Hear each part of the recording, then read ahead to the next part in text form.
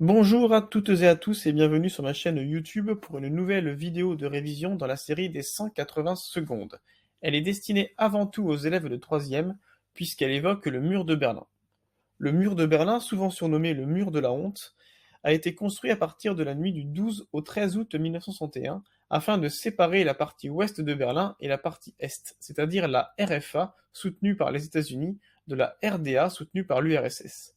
Ce mur de 155 km est un des symboles les plus marquants de la guerre froide. Le 8 mai 1945, après le suicide d'Hitler, l'Allemagne capitule et cela marque la fin de la Seconde Guerre mondiale en Europe. L'Allemagne est alors découpée en 4 zones d'occupation, une zone soviétique à l'est et 3 zones américaines, britanniques et françaises à l'ouest. La capitale allemande de Berlin, située en plein cœur de la zone soviétique, subit le même sort et est elle aussi découpée en 4.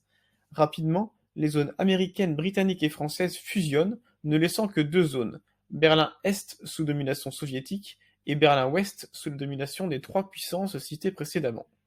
Grâce au soutien du plan Marshall, proposé par les États-Unis, la RFA et par conséquent Berlin-Ouest ont connu une forte croissance économique. Le niveau de vie des habitants est donc bien plus élevé que celui de Berlin-Est. C'est pour cela qu'une partie des habitants de la zone est de la ville se laisse tenter à rejoindre l'ouest afin de trouver du travail ou être mieux rémunérés. La main-d'œuvre la plus qualifiée de Berlin-Est et notamment la plus jeune profite de la facilité de passage entre les deux zones pour rejoindre l'ouest, ce qui est un véritable aveu de l'échec du système soviétique. Pour y remédier, le gouvernement de la RDA, sous la pression de l'URSS, décide de fermer les différents points de passage entre les deux parties de la ville. Pendant la nuit du 12 au 13 août 1961, le gouvernement est-allemand et les soviétiques posent en secret des grillages et des barbelés tout autour de Berlin-Ouest. Au total, 14 500 militaires bloquent les voies de communication permettant de se rendre dans la zone occidentale de la ville. À partir de cette date, le mur de Berlin va être érigé, faisant drastiquement baisser le nombre de passages à l'ouest.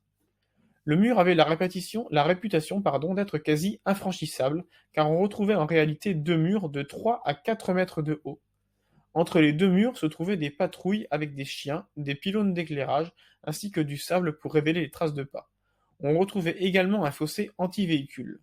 À l'est, les immeubles proches du mur étaient vidés pour que les habitants ne puissent se cacher et creuser des tunnels avec des fenêtres qui étaient murées.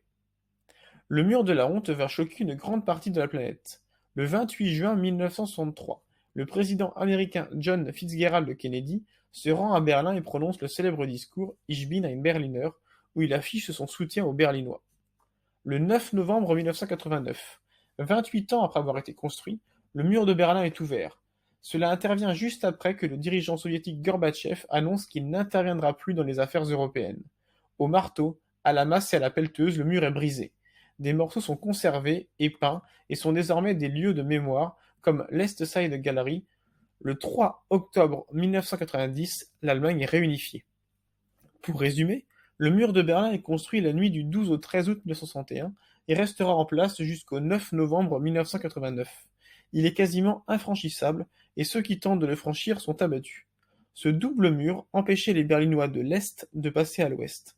En 1963, Kennedy prononce le célèbre discours Ich bin ein Berliner.